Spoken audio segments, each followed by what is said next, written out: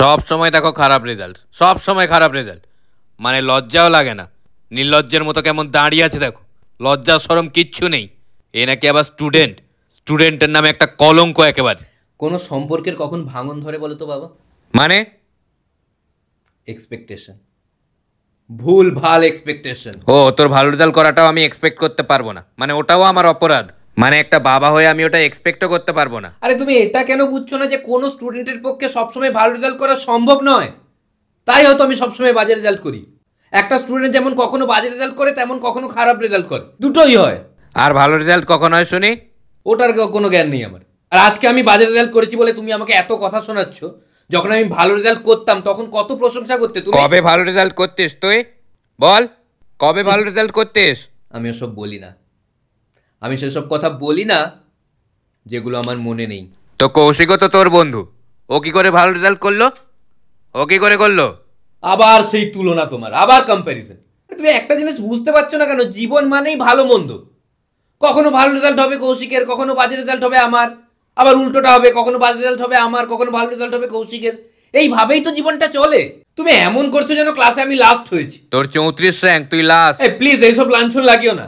ক্লাসে 35 জন। আরে তার মধ্যে তো একজন কোনো পরীক্ষাই দেয়নি। তো ও পরীক্ষা দেয়নি সেটাও কি আমার দোষ? ঠিক আছে, এইবার বাজে রেজাল্ট হয়েছে এরকম শোনাচ্ছ তো, পরের বার আমি ভালো রেজাল্ট করে দেখাবো। প্রত্যেকবার একই কথা, প্রত্যেকবার একই কথা। প্রত্যেকবার বলি যদি বুঝতে চাইছো না কেন?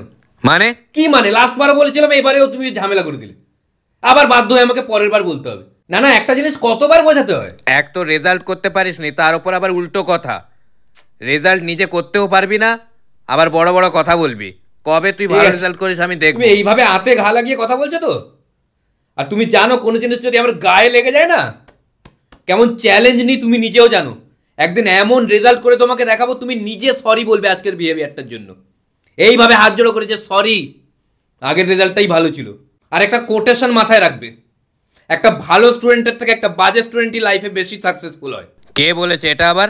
একটা বাজে স্টুডেন্ট সারা দিন মোবাইল নিয়ে পড়ে থাকবে, সারা দিন ইনস্টাগ্রাম, সারা দিন ইনস্টাগ্রাম রিলস। এইভাবে মিথ্যে কথা বলো না। ইনস্টাগ্রাম দেখিস না সারাদিন? মাঝে মাঝে ইউটিউবও দেখি। আর তুমি বুঝলে কি করে সারাদিন আমি ইনস্টাগ্রাম দেখি? যখনই দেখি তুই তো সারাদিন ইনস্টাগ্রাম দেখে যাচ্ছিস। ধরা পড়ে গেলে তো ছি ছি ছি, লজ্জা লাগে না একটা বাবা হয়ে ছেলের লুকিয়ে লুকিয়ে ইনস্টাগ্রাম দেখতে? আমি যদি লুকিয়ে লুকিয়ে তোমার ফেসবুক দেখে নিই?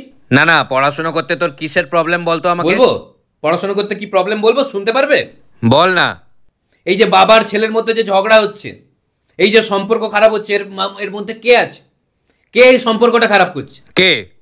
পড়াশুনো। এই রাগে আমি পড়াশুনো করি না, আর করবো না।